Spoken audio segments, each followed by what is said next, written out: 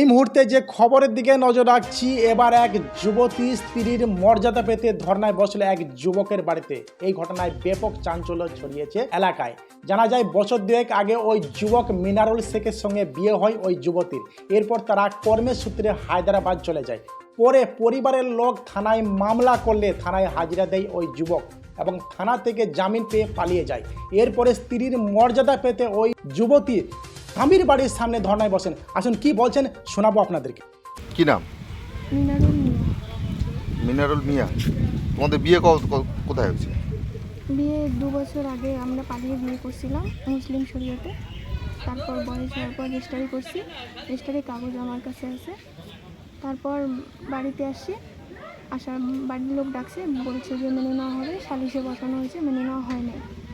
তারপর আমরা 6 মাস বাইরে গেছিলাম, 6 মাস ওইখানে কাটাই দিছি।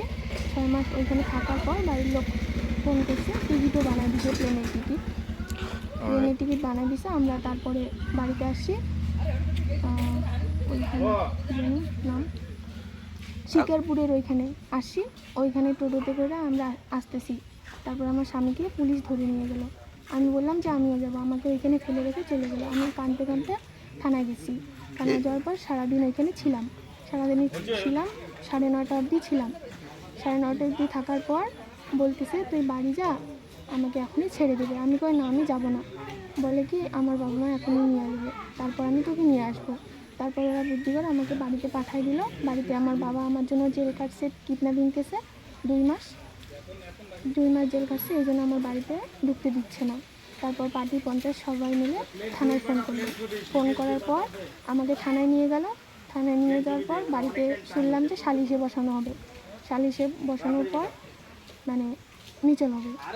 তো বাড়িতে আনলো আইনা, মানে আমার বাবা মাকে চাপ দিল, আমার মা যে আমাকে নিয়ে আসলো।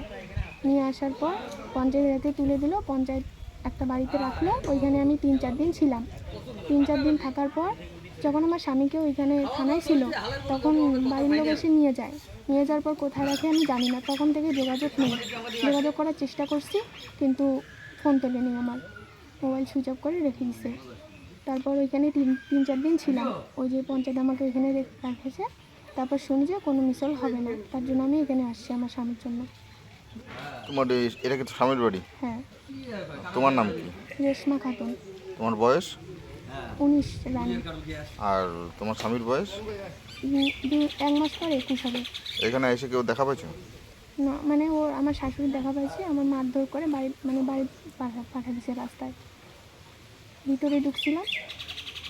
তোমার কাছে কি প্রমাণ আছে? মানে এই রেজিস্ট্রিতে কি প্রমাণ আছে? আছে এখানে। বের করো। মেয়ে এসে ধর্ণা দিয়েছে, মানে কি বলবেন বিষয়টা নিয়ে? ধর্ণা দিয়েছে। এখন তো মেয়েটার সঙ্গে আমাদের পার্টির সঙ্গে সম্পূর্ণ কথা হয়েছিল যে এখানে মেয়েটা আসছে, এসে পার্টিকে জানাইছে, পার্টি বসার কথা, বসছে। আসছে আজ থেকে নিয়ে 3-4 দিন আগে বসলো, 2-3 দিন বসলো। বসার পরে আমাকে ডাকে, আমি যাই। যাওয়ার পরে এরা কে না আজকে বলে যে অমুক পঞ্চায়েত আসেনি, কালকে বলে অমুক পঞ্চায়েত আসেনি, এইভাবে আমাকে ডাকি। যাওয়ার পরে আমি বসার পরে আবার যখন 1-1:30 বাজে তখন বলে আজকে হবে না, পরের দিন হবে। আবার পরের দিনে ওরা বসার পর আমাকে আবার ডাকে ফোনি, আমাদের বুথের পঞ্চায়েত ফোনি ডাকলো। আমি আবার যাওয়ার পরে বলে ভাই আজকে তো সময় নাই, আজকে ও গণি পঞ্চায়েত ওদের সমাজের লোক কেউ আসলো না, তার জন্য আমরা আজকে পারবো না, আবার কালকে। পরে আবার আগামী দিনে আবার এরকম বলতে গিয়ে পরে আবার টাল বাহানা চলছিল। হ্যাঁ, টাল বাহানা করতে আজকে 3-4 দিন হলো। 3-4 দিন হওয়ার পরে সভাপতি একদিন আসলো যে কালকে একদম বসা হবেই, যতবারই যে হোক না কেন কালকে বসা হবেই। তারপরে সভাপতি আসলো, সভাপতিকে বললাম, ফোনকে ডাকলাম, বললাম কি না আজকে এটা সমাধান করে দেওয়া হবে, যে সমাধানের মধ্যে তোমার যখনই ডাকবো তখন আসবে। এবার ওই সমাজের লোক আবার আইসি সাহেবকেও নাকি যোগাযোগ করছে যে তোরা বসে এখানে একটা ফয়সালা করে নাও। আমরা সেটাও করছি, ওদের কাছে বসার পরে ওরা কিন্তু আমাদেরকে সাহারা দেয়নি। এইভাবে তাল বাহানা করতে আজকে এই 5-6 দিন হলো হওয়ার পরে মেয়েটা আজকে আমাদের বাড়িতে আসে।